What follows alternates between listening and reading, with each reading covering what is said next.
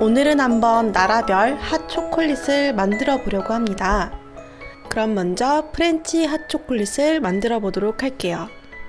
우유는 레시피 분량에서 조금 남겨주고 넣어주세요.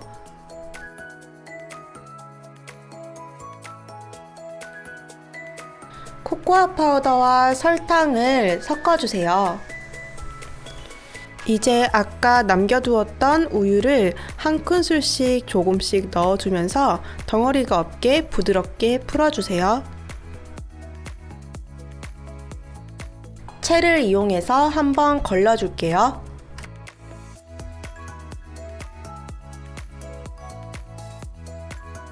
중불에서 끓이다가 연기가 살살 올라오면 여기에 다크 초콜릿을 넣어줍니다. 초콜릿이 모두 녹을 때까지 거품기로 계속 저어주세요.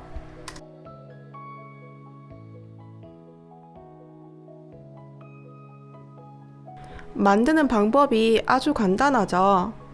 이 프렌치 핫초콜릿은 우리가 익히 아는 바로 그 핫초콜릿이에요. 보통 여기에다가 마시멜로우를 올려서 많이들 먹는다고 해요.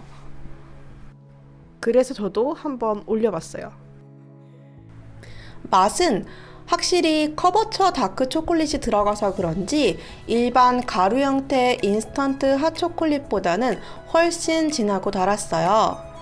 근데 저는 안 그래도 단 핫초콜릿에 또 엄청 단 마시멜로우를 올려서 먹으니까 정말 혀가 녹을 것 같이 달았어요.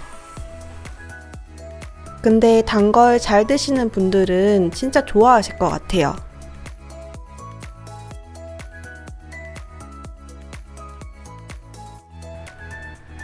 이번엔 이탈리안 핫초콜릿을 만들어 볼게요. 아까와 마찬가지로 우유는 다 넣지 않고 조금 남겨두세요. 이탈리안 핫초콜릿의 특징은 코코아 파우더와 설탕 외에 전분이 들어간다는 거예요.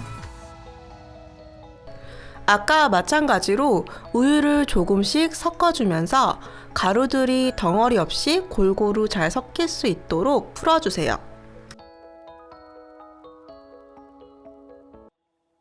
이렇게 덩어리 없이 골고루 잘 풀어지면 우유에 넣어서 섞어줍니다.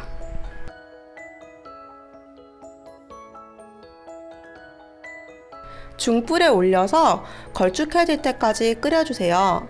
끓일 때 계속해서 저어주어야지 밑바닥이 타지 않아요. 다크 초콜릿을 넣어주고서 초콜릿이 모두 녹을 때까지 저어주세요.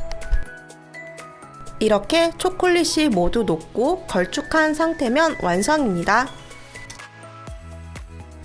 이탈리안 핫초콜릿의 특징은 전분이 들어갔기 때문에 굉장히 텍스처가 걸쭉해요.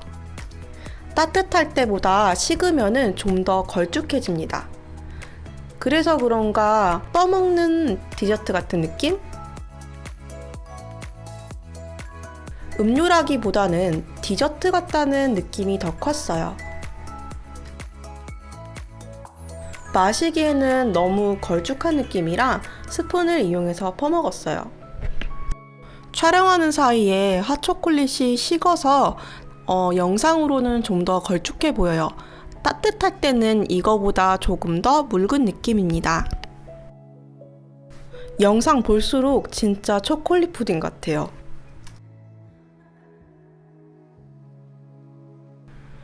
한번 크래커랑 찍어서 먹어봤는데 진짜 맛있었어요.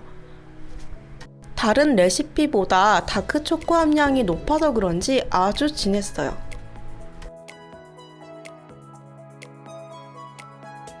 마지막으로 멕시칸 스타일의 핫초콜릿입니다. 멕시칸 스타일 핫초콜릿도 마찬가지로 우유를 조금 남겨주세요. 이 레시피에는 향신료로 계피와 매운 고춧가루가 들어갑니다. 특이하죠? 고춧가루와 계피를 넣은 우유를 약불에서 천천히 끓여주세요. 그 사이에 가루류들을 곱게 풀어주세요. 아까 마찬가지로요. 그 다음에 데워진 우유에 넣어서 고르게 섞어줍니다.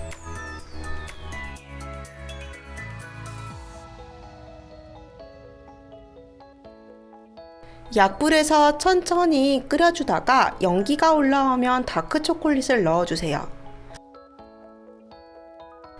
너무 끓이기보다는 살짝 데워주는 정도가 좋아요. 계피도 제거해 줄게요.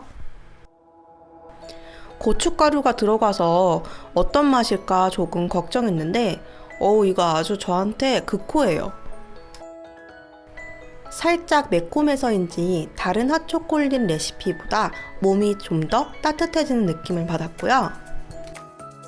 달달한 핫초콜릿에 시나몬 향이 풍미를 더해줘서 뭔가 계속 음미하게 되는 맛? 참고로 저는 시나몬 러버라 시나몬 향이 너무 좋았어요. 근데 시나몬을 잘 못 드시는 분들이나 아니면 매운 걸 잘 못 먹는 어린아이들한테는 좀 별로일 것 같아요.